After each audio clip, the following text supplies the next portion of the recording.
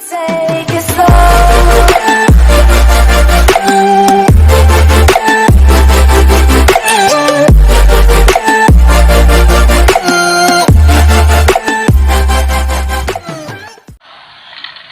Oke guys, balik lagi dengan gua. Kali ini gua akan mainkan game yang bernama Getting Over It with Bandit Foodie.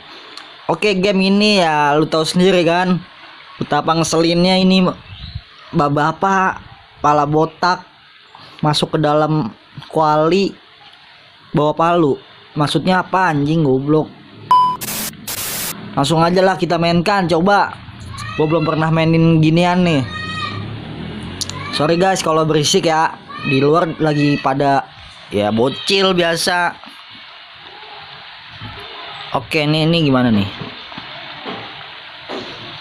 Kemana ini? Kanan ya? Oke, coba.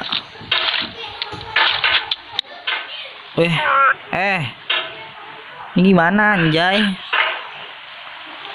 Tunggu.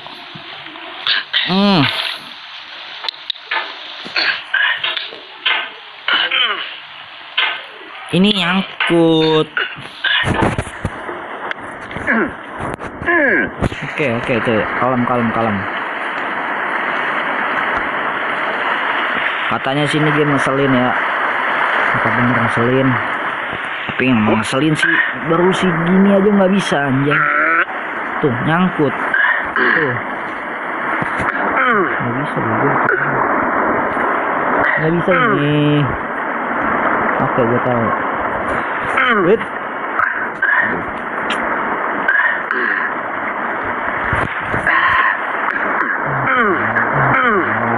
Ini nggak bisa.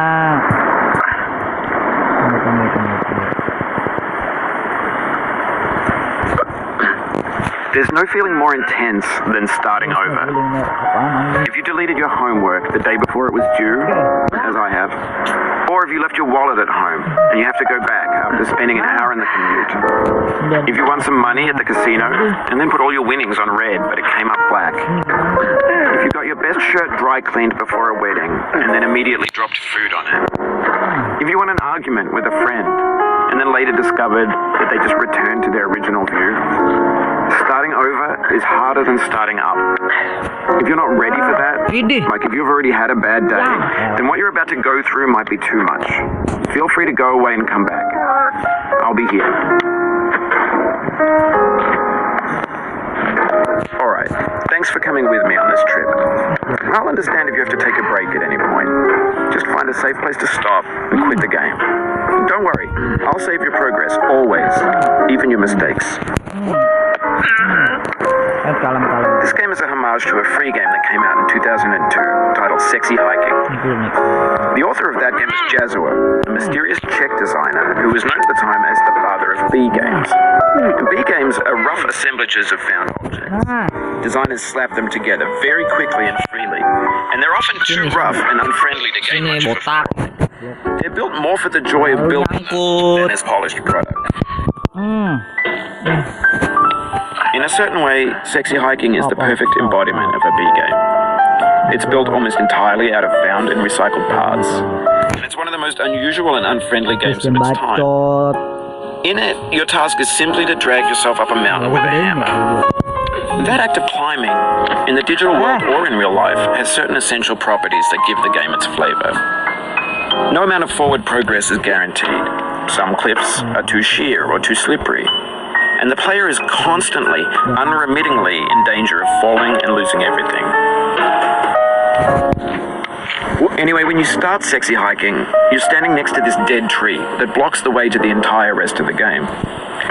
It might take you an hour to get over that tree, and a lot of people never got past it. You prod and you poke at it, exploring the limits of your reach and your strength, trying to find a way up and over. And there's a sense of truth in that lack of compromise. Most obstacles in video game worlds are fake. You can be completely confident in your ability to get through them once you have the correct method or the correct equipment or just by spending enough time. In that sense, every pixelated obstacle in Sexy Hiking is real. The obstacles in Sexy Hiking are unyielding, and that makes the game uniquely frustrating. But I'm not sure Jazua intended to make a frustrating game. The frustration is just essential to the act of climbing, and it's authentic to the process of building a game about climbing. A funny thing happened to me as I was building this mountain. I'd have an idea for a new obstacle, and I'd build it, test it, and it would usually turn out to be unreasonably hard. But I couldn't bring myself to make it easier. It already felt like my inability to get past a new obstacle was my fault as a player rather than as a builder. Imaginary mountains build themselves from our efforts to climb them, and it's our repeated attempts to reach the summit that turns those mountains into something real.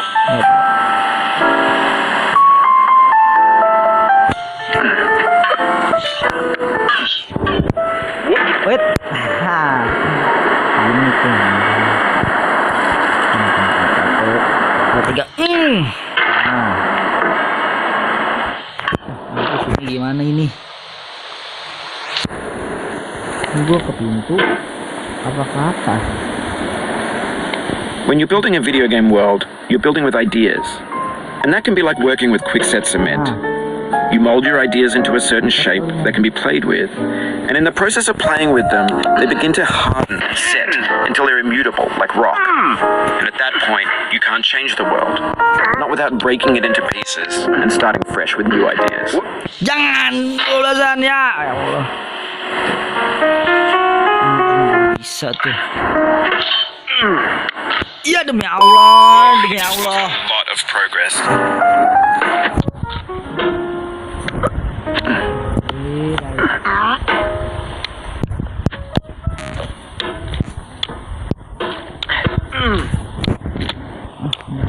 Jauh men. Oh, tuh.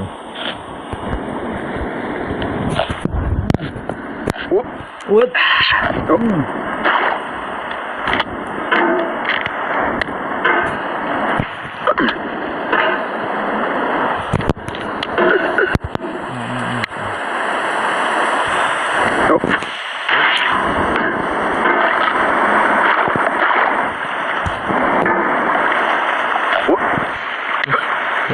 Selin nih.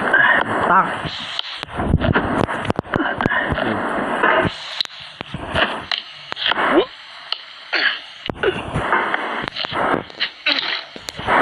Capek.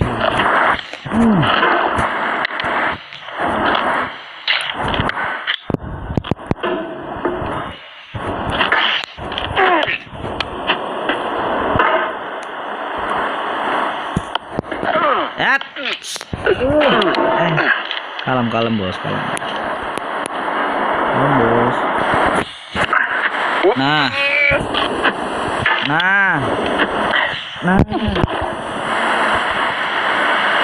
Ini ke bawahin, kita loncat.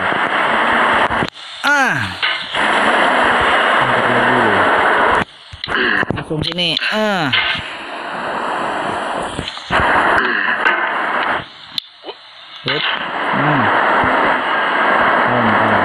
Sini kanan. Nah. 1, 2, 3.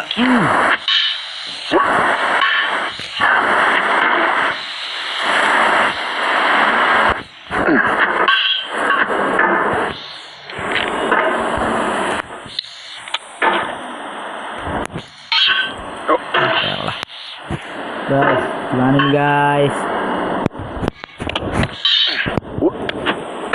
Ini ada sakit gak sih?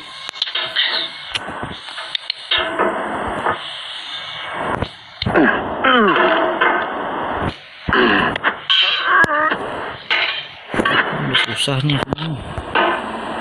Tadi gue bisa.